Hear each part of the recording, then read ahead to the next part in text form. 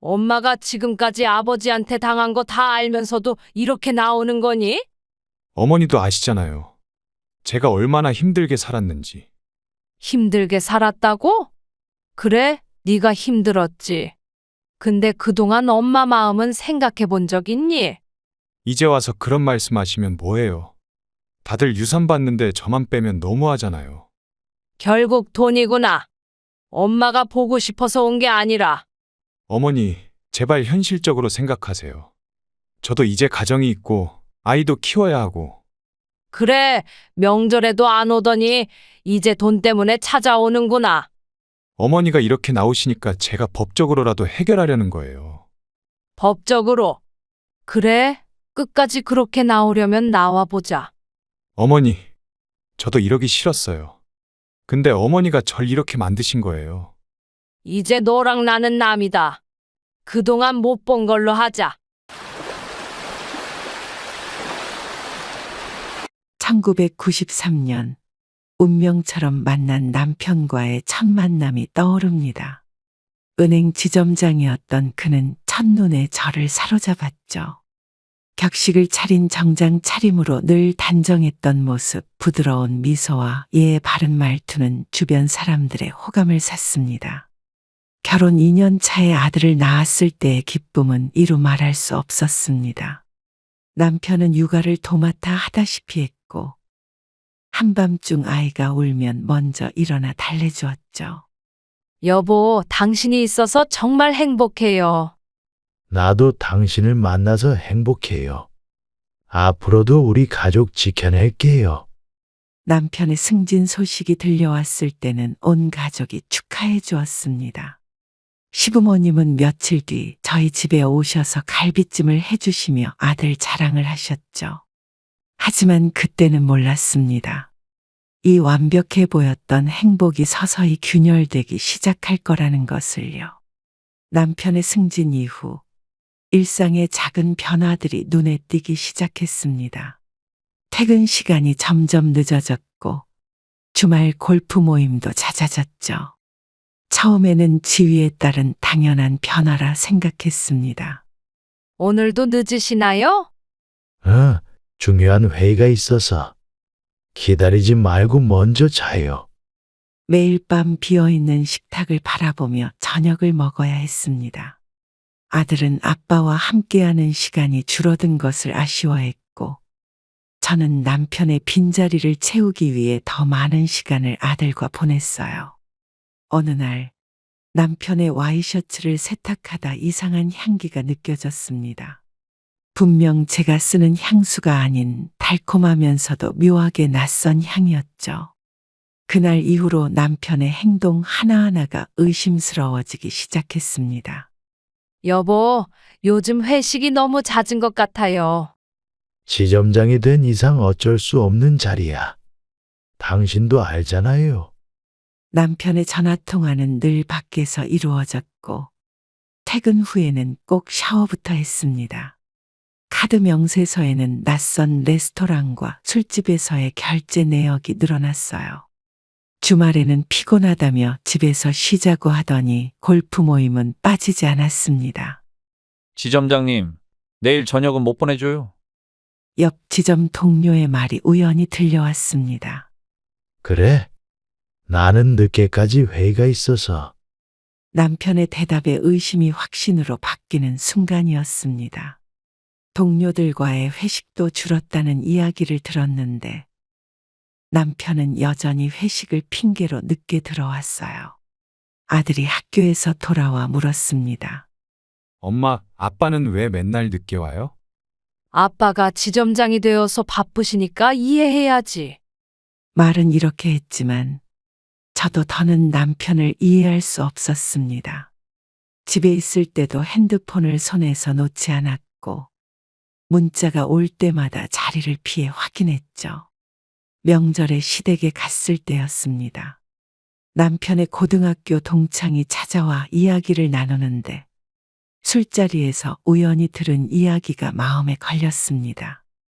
너네 지점 김 과장 자리 옮겼다며? 분위기 안 좋아서 그랬다던데. 그건 좀 복잡해서. 남편의 표정이 순간 굳어졌고 화제를 급하게 돌렸습니다.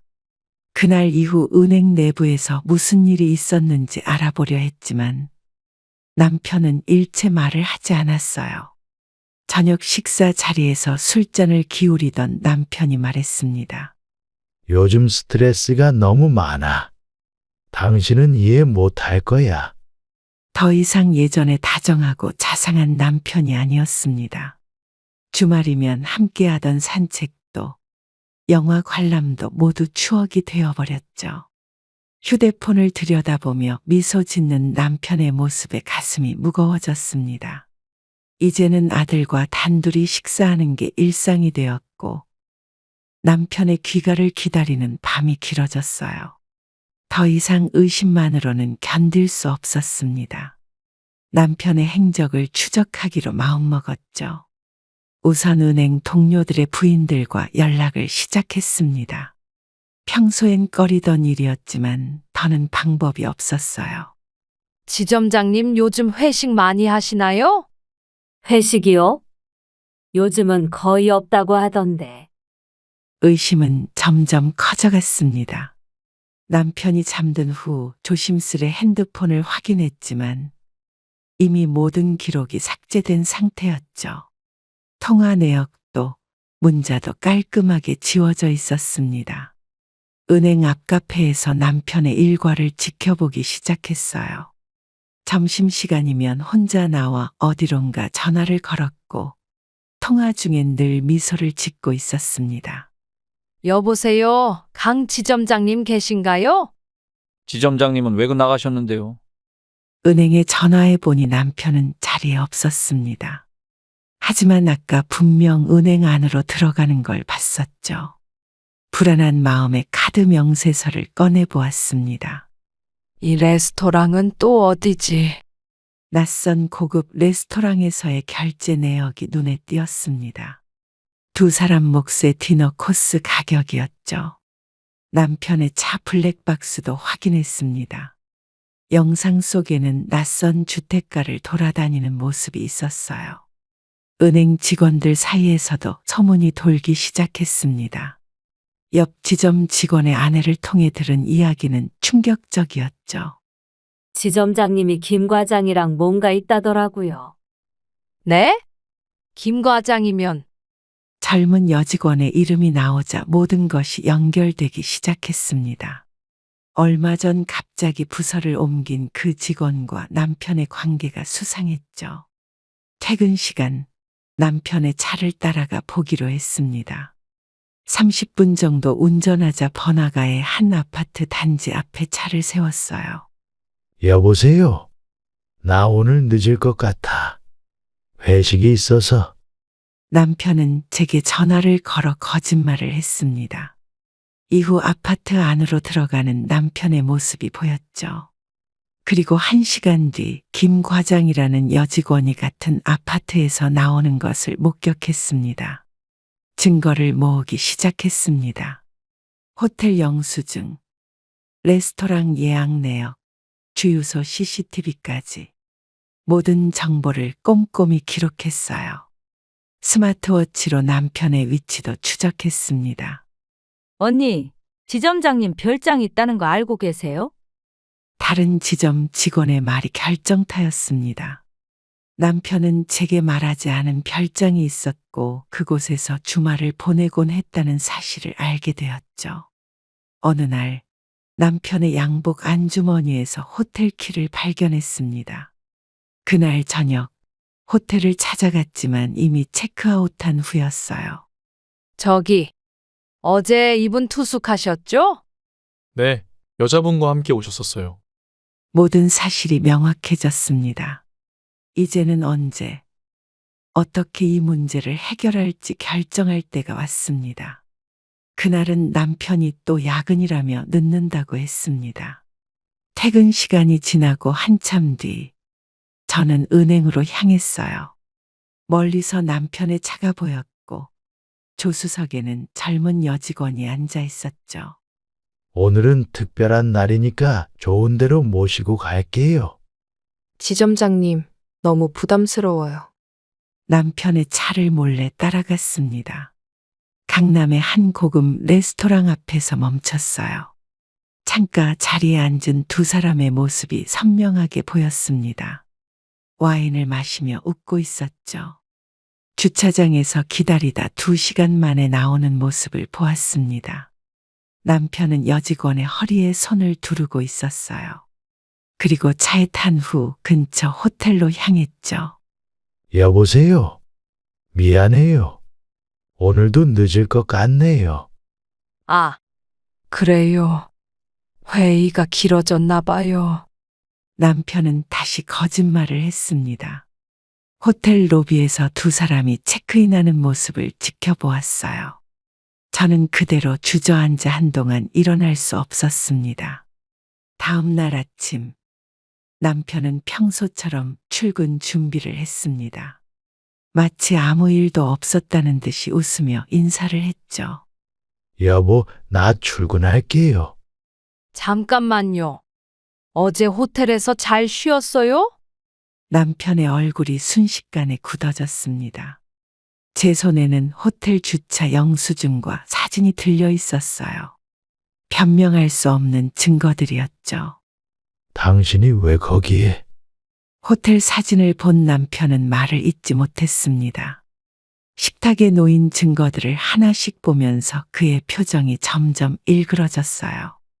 집 안에는 무거운 침묵이 흘렀습니다. 아들은 방에서 잠을 자고 있었고, 저는 남편의 해명을 기다렸어요. 하지만 그의 입에서 나온 건 변명뿐이었죠. 그냥 직원 관리 차원에서 별 뜻 없었어요. 남편의 말에 화가 치밀었습니다. 진심 어린 사과도 반성도 없었어요. 오히려 모든 게 들통난 것에 대한 짜증만 가득했죠. 그날 이후 집안의 분위기는 완전히 바뀌었습니다. 아침 식사 자리에서 마주치는 것조차 어색해졌어요. 아들은 부모의 달라진 모습에 불안해했고, 저는 더 이상 예전으로 돌아갈 수 없다는 걸 직감했습니다. 엄마, 아빠랑 싸웠어요? 아니, 그냥 어른들의 일이야. 아들의 순수한 질문에 마음이 아팠습니다. 앞으로 우리 가정이 어떻게 될지, 이 상처가 어떻게 치유될지 알 수 없었어요. 외도 현장을 들킨 후 남편의 폭력성이 드러나기 시작했습니다. 그날도 평소보다 늦은 시간에 술에 취해 들어왔어요. 현관문을 열자마자 구토를 하더니 청소하던 저를 노려보았습니다. 당신 때문에 회사에서 소문 났잖아. 누구한테 말했어? 제가 말하지 않았어도 이미 다들 알고 있었어요. 순간 남편의 손이 제 뺨을 향해 날아왔습니다. 처음 맞아본 뺨이처럼 뜨거웠어요. 그 소리에 놀라 아들이 방에서 뛰쳐나왔죠. 아빠, 엄마한테 그러지 마세요. 아들이 울면서 제 앞을 막아섰습니다. 하지만 남편은 아들을 거칠게 밀쳐냈어요. 술에 취한 눈으로 저를 노려보며 소리를 질렀습니다. 네가 뭘 안다고? 방해하지 마. 남편은 거실에 화분을 발로 차며 분을 사겼습니다. 깨진 화분 조각이 사방으로 튀었고 아들은 무서워하며 제 뒤로 숨었어요. 남편의 폭력은 여기서 그치지 않았습니다. 주방 식탁의 그릇들을 모두 바닥으로 쓸어냈습니다. 깨진 그릇 조각 사이로 저녁 식사가 엉망이 되었죠. 아들은 겁에 질려 방으로 도망갔습니다. 여보, 진정해요. 아들이 보고 있잖아요. 남편은 제 말을 무시한 채 벽에 걸린 가족 사진을 떼어 던졌습니다. 유리가 산산조각나며 바닥에 흩어졌어요. 그 모습을 보며 우리 가정도 저렇게 깨져가고 있다는 생각이 들었습니다. 다음 날 아침, 남편은 아무 일도 없었다는 듯이 출근했습니다. 아들은 학교에 가기 싫다며 울었어요. 선생님이 뺨에 멍 자국을 물어볼까 걱정된다고 했죠. 엄마, 우리 이사 갈까요? 엄마가 꼭 좋은 방법을 찾을게. 깨진 그릇을 치우며 손을 베었습니다. 하지만 그 아픔보다 더 큰 상처가 마음에 남았어요. 경찰에 신고할까도 고민했지만 남편의 보복이 두려웠습니다. 여보, 어제는 내가 술에 취해서. 그만하세요. 이제 더는 핑계대지 마요. 남편의 사과는 진심이 느껴지지 않았습니다. 마치 형식적인 의무처럼 던진 말이었죠. 그의 눈빛에서 후회나 반성을 찾아볼 수 없었어요. 아들의 등교를 배웅하며 결심했습니다. 이대로는 안 되겠다고요. 남편의 폭력은 저뿐만 아니라 아들의 삶까지 망가뜨리고 있었으니까요. 엄마, 오늘도 늦게 들어오실 거예요? 아니, 오늘은 일찍 들어올 거야. 아침 일찍 은행 앞에 도착했습니다. 김 과장이라는 여직원이 출근하기를 기다렸어요. 30분쯤 지났을까? 세련된 정장 차림의 젊은 여성이 건물로 들어가려는 순간 저는 그녀를 불러세웠습니다. 김 과장님 맞으신가요? 네. 누구시죠? 그녀는 저를 위아래로 훑어보더니 냉소적인 미소를 지었습니다. 제 존재를 알고 있었던 듯한 표정이었어요. 근처 카페로 자리를 옮겼습니다. 지점장님 부인이시군요. 무슨 말씀 하실지 알겠어요. 당당한 그녀의 태도의 순간 말문이 막혔습니다. 제가 할 말을 꺼내기도 전에 그녀가 먼저 입을 열었죠. 아줌마, 남편 관리 잘 못하면 이런 일이 생기는 거예요. 그녀의 말에는 전혀 죄책감이 없었습니다. 오히려 저를 업신여기는 듯한 말투였죠. 손에 든 커피잔이 떨렸어요. 제발 우리 가정 그만 망가뜨려 주세요. 망가진 가정은 제가 아니라 아줌마가 망가뜨린 거죠. 매력 없는 아내 곁에서 남편이 얼마나 힘들었는지 아세요? 카페 안의 시선이 우리에게 쏠렸습니다. 그녀는 전혀 개의치 않는 듯했어요. 오히려 주변의 관심을 즐기는 듯한 모습이었죠. 나이도 많으신데 이제 그만 포기하시는 게 어때요? 지점장님은 이미 저를 선택하셨어요. 그녀의 말 한마디 한마디가 날카로운 칼이 되어 가슴을 찔렀습니다. 25년 동안 지켜온 가정이 이렇게 무너져 내리는 걸 지켜보는 게 힘들었어요. 그래도 아이가 있잖아요. 아이요? 이제 다 컸잖아요. 제가 새엄마 역할이라도 해드릴까요? 분노가 치밀어 올랐지만 참았습니다. 공공장소에서 소란을 피우고 싶지 않았어요. 그녀는 우아하게 가방을 들더니 자리에서 일어났습니다. 이제 가봐야 해서요. 아줌마도 이만 가보세요. 그녀의 뒷모습을 보며 한숨이 나왔습니다. 나이 차이는 20살이 넘었지만 그녀의 말 한마디에 제가 더 초라해진 기분이었어요. 여보세요? 네, 언니. 방금 지점장님 부인 만났어요. 별거 아니더라고요. 멀어지는 그녀의 통화 소리가 들렸습니다. 카페를 나서는 순간 남편에게 전화가 왔어요. 여보, 오늘 또 늦을 것 같아요. 외도녀와의 만남 이후 결심했습니다. 이혼 서류를 준비해 남편 앞에 내밀었어요. 그 순간 남편의 얼굴이 창백해졌습니다. 이게 무슨 소리예요? 이혼이라니? 더는 못 참겠어요. 당신이 김 과장이랑 만나는 걸 다 봤어요. 남편은 갑자기 무릎을 꿇었습니다. 예상치 못한 반응에 저도 당황했어요. 평소에 거만하고 강압적인 모습은 온데간데 없이 사라졌죠. 제발 용서해줘요. 다시는 이런 일 없을 거예요. 이제 와서 그런 말이 무슨 소용이에요. 남편은 바닥에 엎드려 울기 시작했습니다. 한 번도 보지 못한 모습이었어요. 아들이 놀라 방문을 열었지만 다시 들어가라고 손짓했죠. 내가 잘못했어. 김 과장이랑은 이미 끝냈어. 다시는 연락도 안 할게. 거실 바닥에서 무릎으로 기어오는 남편을 보며 착잡했습니다. 25년 동안 한 번도 보지 못한 모습이었어요. 그의 눈물이 진심인지 연기인지 구분이 되지 않았죠. 당신 때문에 우리 아들이 얼마나 상처받았는지 알아요? 미안해. 아들한테도 잘못했어. 이제부터 제대로 된 아빠가 될게. 남편은 제 발을 붙잡고 놓아주지 않았습니다. 양복 바지가 구겨지고 눈물로 범벅이 된 얼굴로 애원했어요. 처음으로 그의 나약한 모습을 보았죠. 한 번만 기회를 줘. 내가 평생 당신 말만 들을게. 그동안 폭력은 다 어디 갔어요? 이제 와서 남편의 눈물과 애원은 밤새 계속되었습니다. 새벽이 되어서야 그는 소파에서 지쳐 잠들었어요. 아침이 밝아오자 다시 제 앞에 무릎을 꿇었죠. 여보, 우리 다시 시작해요. 내가 정말 잘못했어. 아들이 거실로 나와 이 광경을 보았습니다. 평소 아버지를 무서워하던 아들의 표정이 복잡해 보였어요.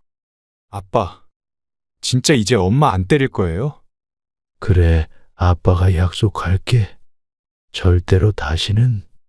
남편의 눈물 섞인 사과를 보며 마음이 흔들렸습니다. 아들을 위해서라도 한 번 더 기회를 줘야 하나 고민되었어요. 하지만 이미 깨진 신뢰를 회복하는 건 쉽지 않을 거란 걸 알았죠. 일주일만 시간을 주세요. 그동안 제가 어떻게 변하는지 지켜봐 주세요. 한 달이 지나고 남편은 겉으로 완전히 달라진 사람처럼 보였습니다.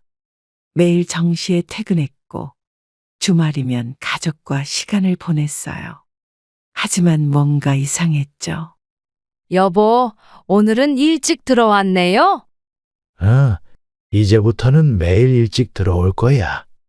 남편의 휴대폰은 항상 진동으로 설정되어 있었습니다. 문자가 오면 자리를 피해 확인했고 통화할 때는 베란다로 나갔어요. 겉으로는 모범적인 남편이었지만 수상한 점들이 자꾸 눈에 띄었죠. 아, 그래요? 잘 몰랐네요. 어느 날 밤 남편이 술에 취해 들어와 충격적인 이야기를 했어요. 여보, 나 사업 시작하려고 해요. 대출 좀 받아야 할 것 같아. 무슨 사업인데요? 남편은 새로운 사업 계획을 설명했습니다. 경기도 근교에 대형 상가를 짓는 프로젝트였어요. 은행 지점장이라는 직위를 이용해 거액의 대출을 받을 수 있다고 했죠. 이번엔 진짜 대박이야. 6개월만 기다려봐. 당신 그동안 얼마나 빌린 거예요? 서랍장 안에서 발견한 대출 서류들.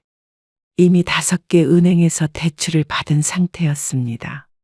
거기에 사채까지 끌어다 썼다는 사실을 알게 되었어요. 아파트 담보대출도 받았어요. 곧 다 갚을 수 있으니까 걱정하지 마.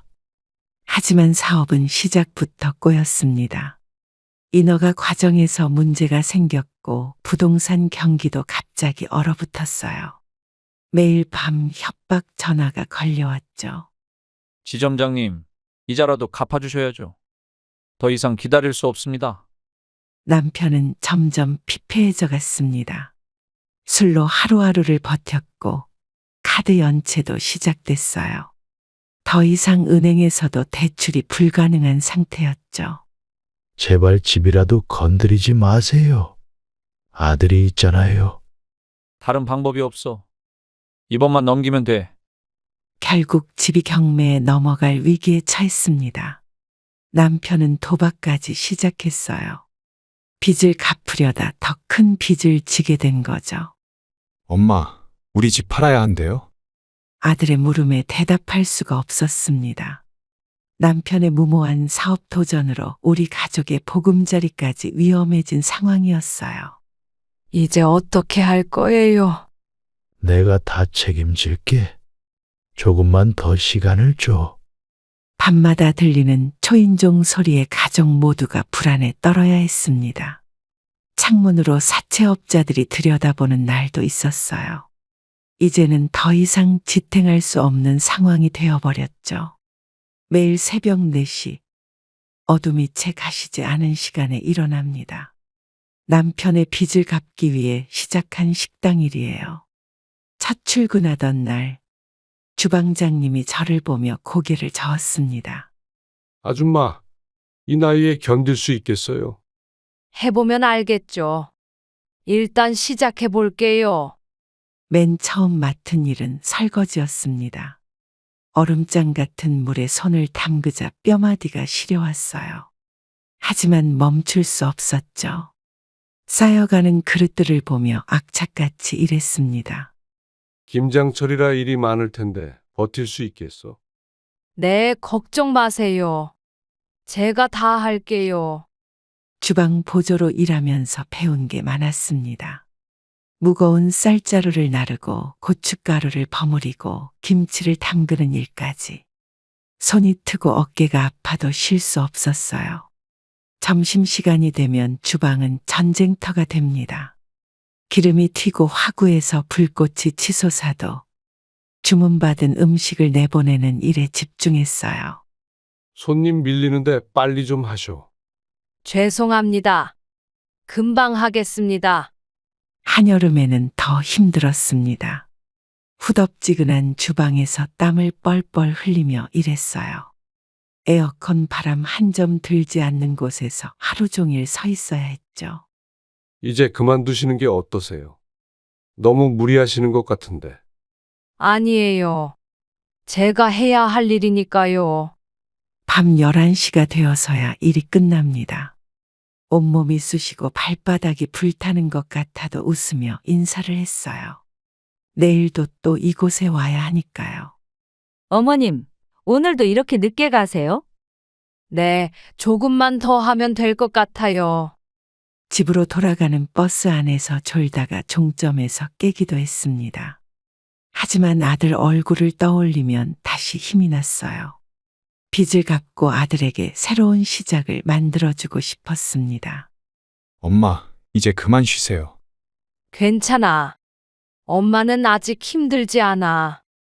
밤늦게 들어와 아들이 방에서 자는 모습을 보면 눈물이 났습니다. 하지만 울 시간도 없이 내일을 위해 잠자리에 들어야 했어요. 새벽 4시는 다시 찾아올 테니까요. 식당에서 일하던 중 동생의 다급한 전화를 받았습니다. 어머니가 갑자기 쓰러지셨다는 소식이었어요.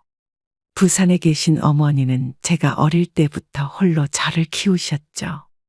언니, 어머니가 뇌출혈로 쓰러지셨어. 빨리 와줘. 지금 바로 출발할게. 어머니 상태는 어때? 급하게 식당 주방장님께 상황을 설명하고 부산행 기차를 탔습니다. 가는 길이 이렇게 멀게 느껴진 적이 없었어요. 병원에 도착하니 어머니는 중환자실에 계셨습니다. 의식이 없으신 상태라 48시간이 고비예요. 선생님, 수술은 안 되나요? 의사는 고개를 저었습니다. 출혈 부위가 위험해 수술이 어렵다고 했어요. 중환자실 유리창 너머로 각종 의료기기에 둘러싸인 어머니의 모습이 보였습니다. 며칠 동안 병원 의자에서 밤을 새웠습니다. 남편에게는 연락도 하지 않았어요. 어머니의 상태가 호전되기만을 기다렸죠. 의식이 돌아오셨어요. 다행히 위험한 고비는 넘기셨네요. 일주일 후 어머니는 일반 병실로 옮기셨습니다. 말씀은 못하시지만 제 손을 꼭 잡아주셨어요. 어머니의 머리맡에서 밤새 잠든 얼굴을 바라보았습니다. 간병인은 제가 할게요. 동생은 일 다녀야 하잖아. 언니, 나도 교대로 할게. 혼자 다 하지 마. 병원비와 간병비가 만만치 않았습니다. 식당 일을 그만두고 간병을 하느라 수입도 끊겼어요. 하지만 어머니를 두고 갈 수는 없었죠. 어머니, 죄송해요. 제가 이렇게 늦게 와서. 문병원 동생의 아이들이 할머니 손을 잡고 울었습니다. 어머니는 눈물을 흘리시며 아이들의 머리를 쓰다듬어 주셨어요. 엄마, 할머니 언제 나와요? 곧 나으실 거야. 할머니가 강하시니까. 재활 치료가 시작되었습니다. 어머니는 하루하루 조금씩 나아지셨어요.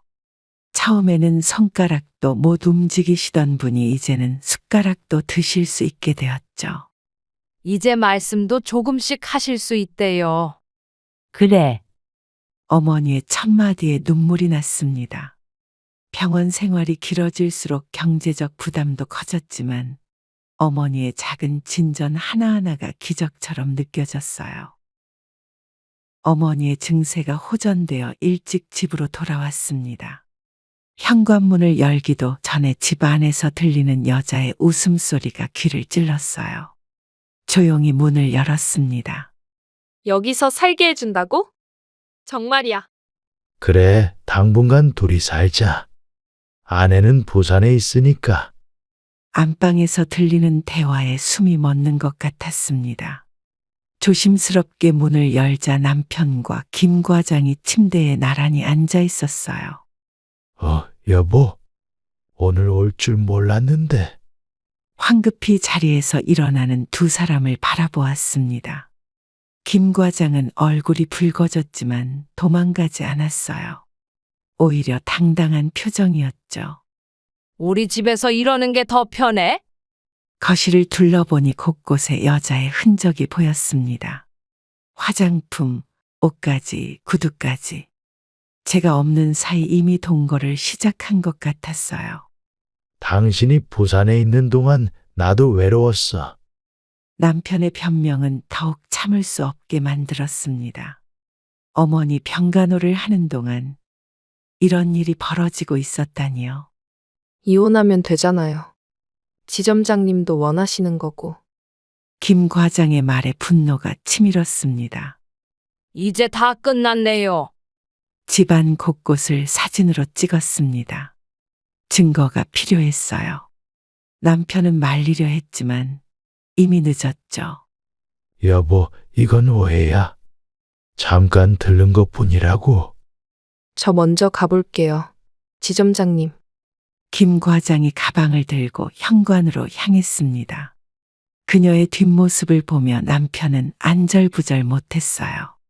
이제는 누구를 선택할지 고민하는 표정이었죠. 짐 챙겨가. 오늘부로 이혼하자. 결혼 생활 25년을 정리하기로 결심했습니다. 변호사 사무실을 찾아가 모든 증거를 제출했어요. 집에서 찍은 사진들, 호텔 영수증, 통화 기록까지. 이제는 돌이킬 수 없었습니다. 증거가 충분하네요. 위자료도 청구할 수 있을 것 같아요. 재산 분할은 어떻게 되나요? 변호사는 남편의 빚 문제도 함께 검토했습니다. 사업 실패로 진 빚이 예상보다 훨씬 컸어요.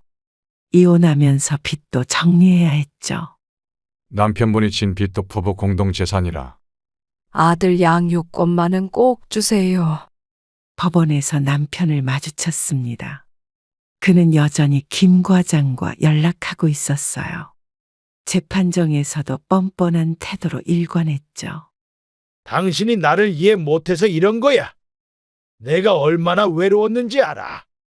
이제 와서 그런 말이 어디 있어요? 아들은 법정에서 저를 선택했습니다. 아버지의 폭력과 외도를 모두 알고 있었다고 했어요. 엄마랑 살래요. 아빠는 이제 보고 싶지 않아요. 재판부는 저에게 양육권을 주기로 결정했습니다. 위자료도 받게 되었죠. 이혼 후 연락하지 마세요. 아들도 원치 않아요. 당신 때문에 내 인생이 망가졌어. 두고 봐. 법원을 나서는 순간 등 뒤에서 남편이 소리쳤습니다. 하지만 더 이상 돌아보지 않았어요. 25년의 결혼 생활은 이렇게 끝이 났죠. 엄마, 우리 이제 어디서 살아요? 새로 시작하자. 엄마가 다 책임질게. 관공서를 돌며 이혼 서류를 정리했습니다. 주소도 옮기고 아들 학교도 전학 수속을 밟았어요. 새로운 시작을 위해 모든 것을 정리해야 했습니다. 아줌마, 이혼하셨다면서요? 우리 지점장님 좀 봐주시지. 마지막으로 은행에 들러 통장을 정리하는데 직원들의 수군거림이 들렸습니다. 하지만 이제는 더 이상 그들의 말에 상처받지 않았어요. 환갑을 바라보는 나이의 새로운 시작을 결심했습니다. 아들과 함께 작은 월세 방으로 이사한 후 가장 먼저 찾은 곳은 요양보호사 교육원이었어요. 이 나이에도 자격증을 딸 수 있을까요? 물론이죠. 요즘은 오히려 경험 많으신 분들을 선호해요. 수업은 생각보다 힘들었습니다. 아침부터 저녁까지 이론 수업을 듣고 주말에는 실습을 했어요. 젊은 학생들 사이에서 공부하는 게 쉽지 않았죠. 어머님, 실습할 때는 이렇게 하시면 안 돼요. 죄송해요. 다시 한번 보여주시겠어요? 밤늦게까지 교재를 보며 공부했습니다. 아들은 옆에서 커피를 타주며 응원했어요. 평생 잊고 살았던 공부가 이제는 희망이 되었죠. 엄마, 오늘도 늦게까지 공부하시네요. 조금만 더 하면 돼. 넌 먼저 자렴. 실기시험 준비는 더 힘들었습니다. 침대에서 몸이 불편한 어르신을 옮기는 동작을 연습하다 허리를 다치기도 했어요. 하지만 포기할 수 없었습니다. 이제 부동산 공부도 시작해 보려고 해요. 2개를 한꺼번에요. 힘드실 텐데. 요양보호사 수업이 끝나면 부동산 중개사 학원으로 달려갔습니다. 수업 내용은 더 어려웠지만 미래를 위한 투자라고 생각했어요. 우리 엄마 진짜 대단하다. 나도 열심히 해야겠어. 아들의 말에 더 힘이 났습니다. 밤마다 부동산 관련 뉴스를 찾아보고 지역별 개발 계획을 공부했어요. 작은 노트에 메모하면서 시장 동향을 분석했죠. 저기 보이는 땅이 개발될 가능성이 있대요. 어머님 눈썰미가 대단하시네요. 월급을 모아 작은 땅을 사기로 결심했습니다.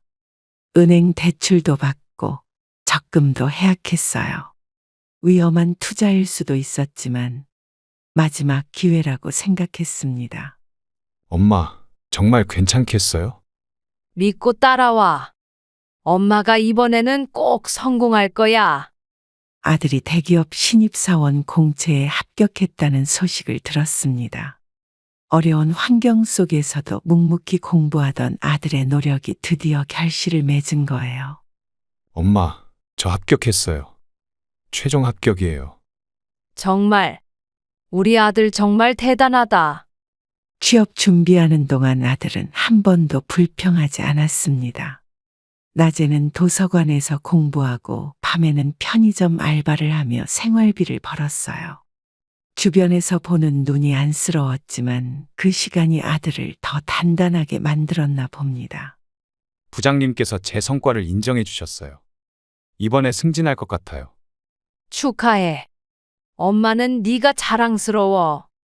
입사 3년 만에 대리로 승진했다는 소식을 전해왔습니다. 야근도 많고 힘들다고 했지만 아들의 눈빛은 열정으로 가득했어요. 어느 날 아들이 설레는 표정으로 찾아왔습니다. 같은 회사 마케팅팀의 여직원과 연애를 시작했다고 했어요. 그 친구가 정말 좋은 사람이에요. 다음에 한번 소개시켜 드릴게요. 그래, 엄마도 보고 싶구나. 며느리가 될 사람을 처음 만난 날 밝고 예의 바른 모습이 무척 마음에 들었습니다.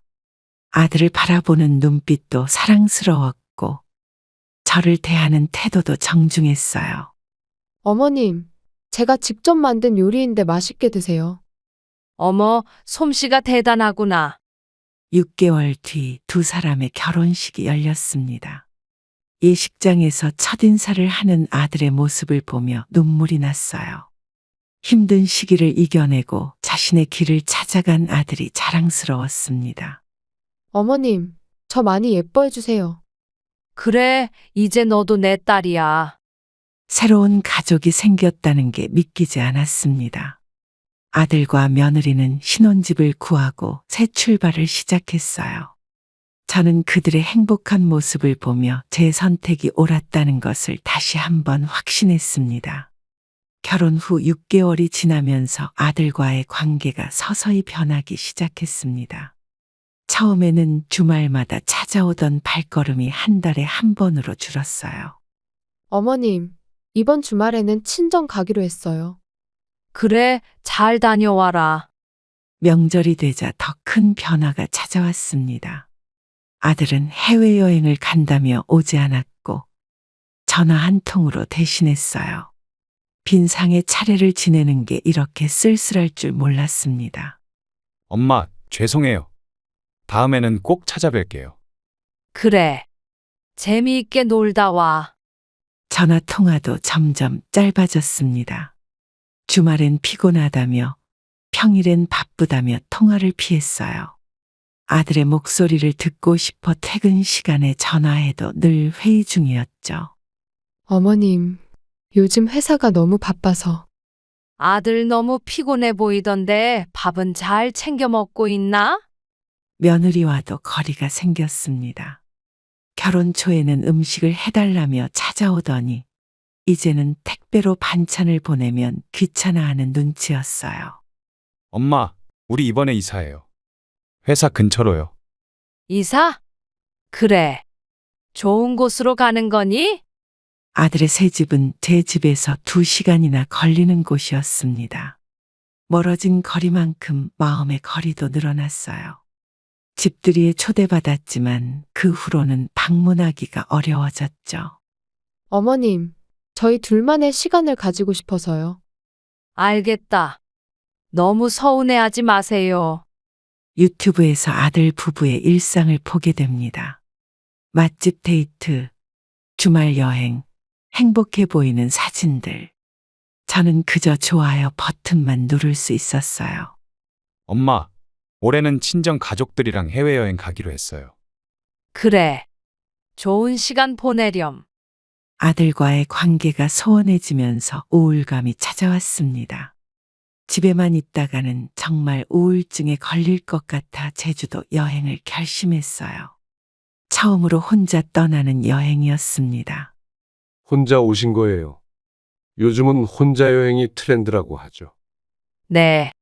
처음이라 좀 낯설래요. 제주공항에 도착하자마자 바다로 향했습니다. 서울에서는 느낄 수 없던 짙은 바다 내음이 코끝을 스쳤어요. 바닷가에 앉아 하염없이 파도를 바라보았죠. 할머니, 저희 게스트하우스는 아침 식사도 제공해요. 고마워요. 이런 게 혼자만의 여유인가 봐요. 게스트하우스에서 만난 젊은이들은 저를 반갑게 맞아주었습니다. 함께 오름도 오르고 맛집도 다녔어요. 그들의 밝은 에너지가 저에게도 전해지는 것 같았습니다. 이 나이에 혼자 여행 오시다니 정말 멋지세요. 그냥 도망치듯 왔어요. 근데 이제는 좋네요. 올레길을 걸으며 많은 생각이 들었습니다. 지나온 인생을 돌아보니 늘 누군가를 위해 살았던 것 같았어요. 이제는 저를 위한 시간이 필요했죠. 어르신, 저희랑 같이 일출 보러 가실래요? 좋아요. 일출은 처음이에요. 성산 일출봉에서 맞이한 아침 해는 평생 잊지 못할 장면이었습니다. 붉게 물든 하늘을 보며 새로운 시작을 다짐했어요. 더 이상 과거에 매여 있지 않기로 했죠. 내일은 어디로 가실 거예요? 계획 없이 발길 닿는 대로 가볼 거예요. 일주일간의 여행은 저를 완전히 다른 사람으로 만들었습니다. 돌아오는 비행기에서 창밖을 바라보며 생각했어요. 이제는 저만의 삶을 살아야 할 때라고요. 서울에 도착하면 뭐 하실 거예요?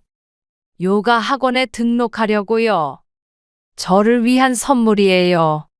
평화로운 아침, 갑자기 걸려온 부동산 중개사의 전화가 저희 인생을 바꿔놓았습니다. 3년 전 투자했던 땅이 재개발 구역으로 지정되었다는 소식이었어요. 어르신 축하드립니다. 땅값이 20억은 됩니다. 뭐라고요? 혹시 잘못 아신 거 아닌가요? 급하게 부동산에 찾아갔습니다. 중개사는 신문과 개발 계획서를 보여주며 설명했어요. 제가 샀던 땅이 재개발 핵심 구역에 포함되어 있었죠. 이 자리에 대형 쇼핑몰이 들어설 예정이에요. 꿈을 꾸는 것 같네요. 부동산 앞을 서성이다 근처 공원에 앉았습니다. 손이 떨려 물병을 제대로 들 수가 없었어요. 하늘이 노래지는 것 같았죠. 김 여사님 공사에서 연락 왔어요. 보상금 협의를 하자네요. 네. 아직도 믿기지가 않네요. 변호사와 상담 후 추가 협상을 통해 23억으로 최종 합의했어요. 계약서 작성하시죠. 이제 정말 대박 나셨어요. 그동안 고생 많으셨습니다. 은행에 앉아 있으니 직원들이 절 알아보고 속닥거렸습니다. 예전에 남편이 지점장으로 있던 곳이었죠. 이제는 제가 VIP 고객이 되어 있었어요. 어머님, 자산관리 컨설팅을 무료로 해드리겠습니다. 그래요. 이제 이 돈으로 뭘 해야 할지. 서류 작업을 마치고 나오는데 지나가던 사람들이 인사를 건넸습니다. 전에는 본 적 없는 얼굴들이었어요. 세상이 달라져 보였습니다. 여사님, 투자 제안이 들어왔는데 한번 보시겠어요? 천천히 결정할게요. 서두르고 싶진 않네요. 돈이 생기자 주변 사람들의 태도가 달라지기 시작했습니다. 이제는 매일 울리는 전화벨 소리가 두려워졌어요. 모두가 투자를 권하고 사업을 제안했죠. 보상금 소식이 알려지고 일주일 후 예상치 못한 방문객이 찾아왔습니다. 5년 만에 다시 본 전 남편의 모습은 많이 초라해져 있었어요. 오랜만이네. 잘 지냈어? 어쩐 일로 찾아오셨나요? 현관에 들어서는 전 남편의 손에는 꽃다발이 들려 있었습니다. 그동안 김 과장과 살다가 버림받았다는 소문을 들었어요. 이제 와서 웬 꽃인가 싶었죠. 미안해. 내가 잘못했어. 다시 시작하면 안 될까? 지금 무슨 말씀을 하시는 거죠? 전 남편은 무릎까지 꿇으며 용서를 빌었습니다. 재개발 보상금 소식을 듣고 찾아온 게 뻔했어요. 한때는 그토록 사랑했던 사람이 이렇게 낯설 수가 없었습니다. 이제는 정말 많이 반성했어. 한 번만 기회를 줘. 돈이 필요해서 오신 거죠? 전 남편은 잠시 당황하는 기색을 보이더니 이내 눈물을 보였습니다. 하지만 그의 연기는 더 이상 저를 움직이지 못했어요. 당신, 내가 얼마나 힘들었는지 알아? 그래서 이제 와서 무릎까지 꿇으시는 거예요? 저는 차가운 물 한 잔을 떠왔습니다. 그리고 전 남편의 머리 위로 부어버렸어요. 순간 그의 눈빛이 변했습니다. 뭐 하는 짓이야? 당장 내 돈 내놔. 역시 돈 때문에 오신 거였네요. 전 남편의 본 모습이 드러났습니다. 물에 젖은 채 욕설을 퍼붓는 그를 보며 등을 돌렸어요. 이제 후회하게 될 거야. 더 이상 오지 마세요. 다음엔 경찰에 신고하겠습니다. 현관문을 닫으며 들리는 그의 고함 소리가 이제는 그저 소음으로만 들렸습니다. 25년 동안의 결혼 생활이 모두 거짓이었다는 걸 다시 한번 확인한 순간이었어요.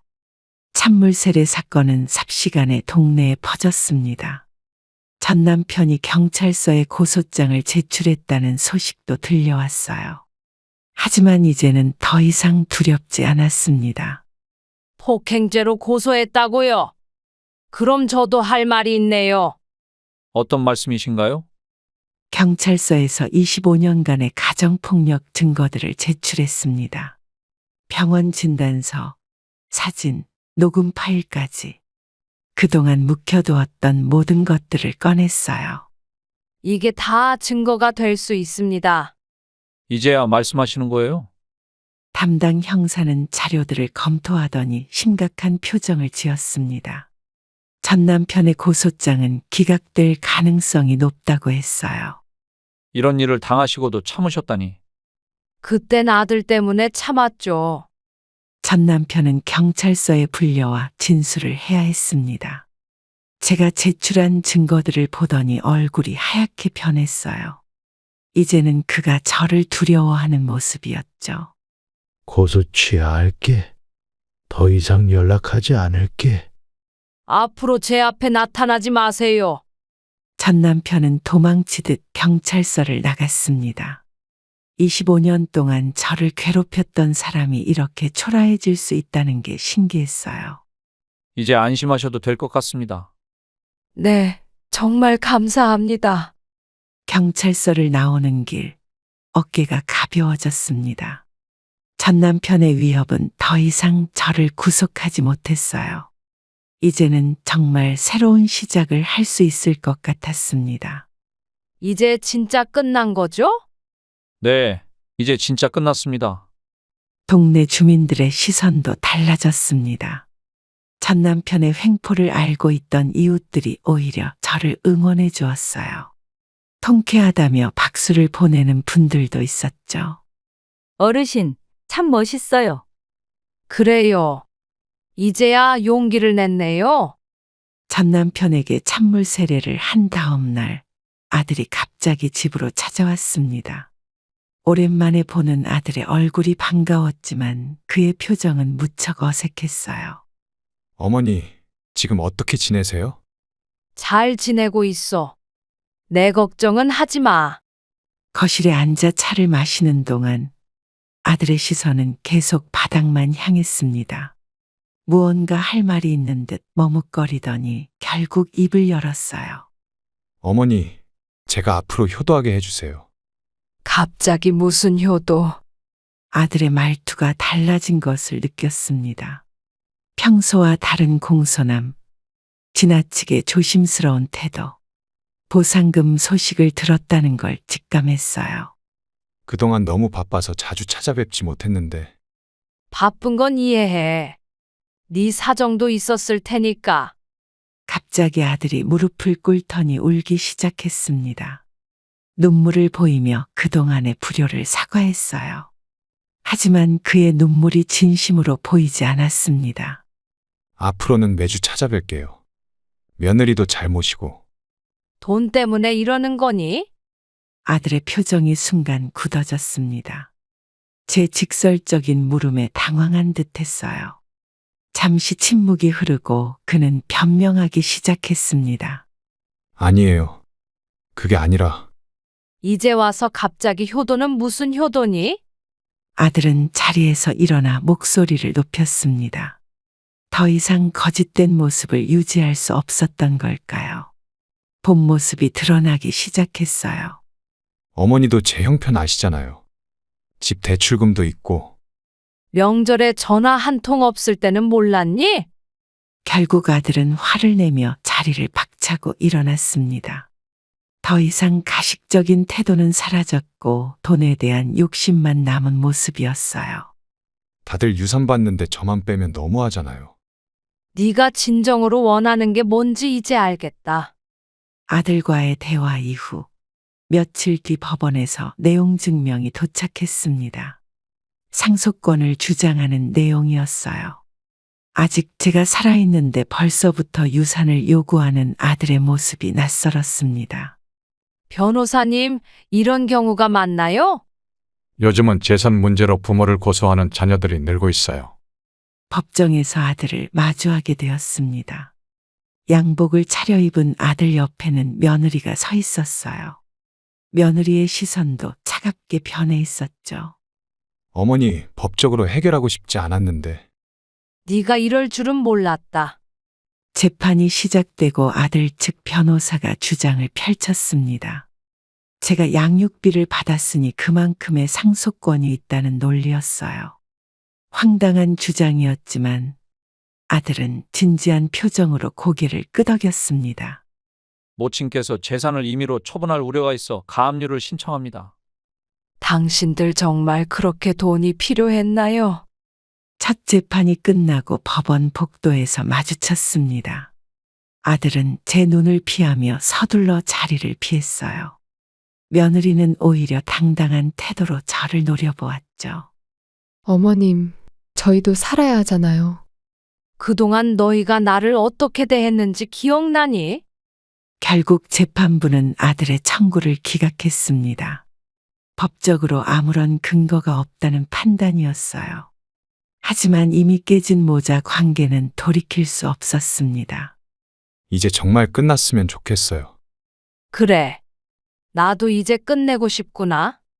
법원을 나서는 길, 아들이 마지막으로 한마디를 던졌습니다. 이제는 더 이상 모자 관계가 아니라는 말이었어요. 어머니도 행복하세요. 저희는 이제 남이에요. 네가 그렇게 생각한다면 그렇게 하자. 혈연이 아닌 진정한 가족을 만나게 된 건 우연한 계기였습니다. 요양보호사 자격증을 따고 봉사활동을 시작한 노인복지관에서였어요. 어르신, 저랑 같이 운동하실래요? 그래요. 혼자 하긴 심심했는데. 복지관에서 만난 김순자 할머니는 저와 동갑이었습니다. 남편과 사별하고 자녀들과도 연락이 끊긴 처지라고 했어요. 서로의 처지가 비슷해 더 마음이 쓰였죠. 우리 같이 점심 먹어요. 제가 김치찌개 끓였어요. 맛있네요. 오랜만에 집밥 같은 맛이에요. 매주 화요일마다 함께 운동하고 식사하는 것이 일상이 되었습니다. 점차 비슷한 처지의 할머니들이 하나둘 모이기 시작했어요. 우리는 서로를 언니라고 부르며 가까워졌죠. 우리 토요일마다 등산 가요. 산에 가면 마음이 편해져요. 그래요. 이제는 혼자가 아니잖아요. 등산 모임이 늘어나면서 우리만의 작은 공동체가 만들어졌습니다. 서로의 아픔을 이해하고 위로하는 사이가 되었어요. 혈연보다 더 깊은 유대감이 생겼죠. 언니, 우리 평생 이렇게 지내요. 그래, 이제는 우리가 진짜 가족이야. 추석날 혼자 쓸쓸히 차례를 지내려는데 갑자기 초인종이 울렸습니다. 복지관에서 만난 언니들이 음식을 들고 찾아온 거예요. 혼자 있지 말고 우리랑 같이 보내요. 정말 고마워요. 덕분에 행복해요. 우리는 함께 음식을 만들고 이야기를 나누며 즐거운 시간을 보냈습니다. 돈이나 혈연으로 맺어진 관계가 아닌 진심으로 서로를 아끼는 마음으로 이어진 인연이었어요. 우리가 진짜 가족이에요. 피보다 진한 게 마음이잖아요. 그래요. 이제는 정말 외롭지 않네요. 내년 봄 복지관 친구들과 함께 작은 요양원을 열기로 했습니다. 제가 가진 재산의 일부를 투자하고 요양보호사 자격증을 가진 동료들이 함께 하기로 했어요. 우리가 받은 상처를 치유하는 공간을 만들어요. 그래요. 돈이 아닌 진심으로 어르신들을 모시는 거죠. 요양원 부지를 고르면서 많은 생각이 들었습니다. 산책하기 좋은 공원이 가깝고 햇살이 잘 드는 곳을 찾았어요. 우리가 꿈꾸는 공간을 하나씩 만들어갔죠. 이곳에서 새로운 가족이 생길 거예요. 벌써부터 기대돼요. 우리가 제2의 인생을 시작하는 거잖아요. 설계도를 보며 한껏 들뜬 마음으로 이야기를 나눴습니다. 채광 좋은 거실, 편안한 침실, 작은 텃밭까지 우리의 경험을 살려 세세한 부분까지 신경 썼어요. 여기 텃밭에서 직접 기른 채소로 식사를 준비해요. 어르신들이 좋아하실 거예요. 손주처럼 살뜰히 모실게요. 공사가 시작되고 매일 현장을 방문했습니다. 벽돌 하나, 나무 한 그루까지 정성을 들였어요. 이곳에서 새로운 인연이 시작될 거란 생각에 가슴이 설렜죠. 사랑으로 키운 아이보다 마음으로 맺은 인연이 더 소중할 수 있어요. 그동안 우리가 받은 상처가 헛되지 않았네요. 첫 입소 어르신을 맞이하던 날, 우리 모두의 눈시울이 붉어졌습니다. 혈연이 아닌 마음으로 맺어진 인연의 소중함을 깨달은 거예요. 이제부터 저희가 효도하겠습니다. 여기가 정말 제 집인 것 같아요. 따뜻하네요. 우리는 매일 아침 어르신들과 함께 텃밭을 가꾸고 점심을 만들고 이야기를 나눕니다. 혈연으로 맺어진 가족보다 더 진한 정이 쌓여가고 있어요. 우리 모두가 서로의 가족이 되는 거예요. 그래요. 이제야 진정한 행복을 찾은 것 같아요. 저는 이제 알게 되었습니다. 진정한 가족은 피가 아닌 마음으로 이어진다는 것을요. 혈연이라는 이름으로 모든 것을 참고 견디는 것이 사랑이 아니었습니다. 자식이라는 이유로, 부모라는 이유로 서로를 속박하는 순간 그것은 이미 독이 되어버립니다. 제가 겪은 일들이 여러분에게 작은 깨달음이 되었기를 바랍니다. 돈은 사람의 본질을 드러내는 리트머스 시험지 같은 것이었어요. 그동안 보지 못했던 민낯을 마주하게 되는 순간. 하지만 그 상처를 통해 저는 더 단단해질 수 있었습니다. 이제는 제 삶을 온전히 제 것으로 만들어가고 있어요. 나이 들어 시작하는 새로운 출발이 두렵진 않습니다. 왜냐하면 진심으로 서로를 아끼는 마음으로 뭉친 사람들이 제 곁에 있으니까요. 여러분도 기억하세요.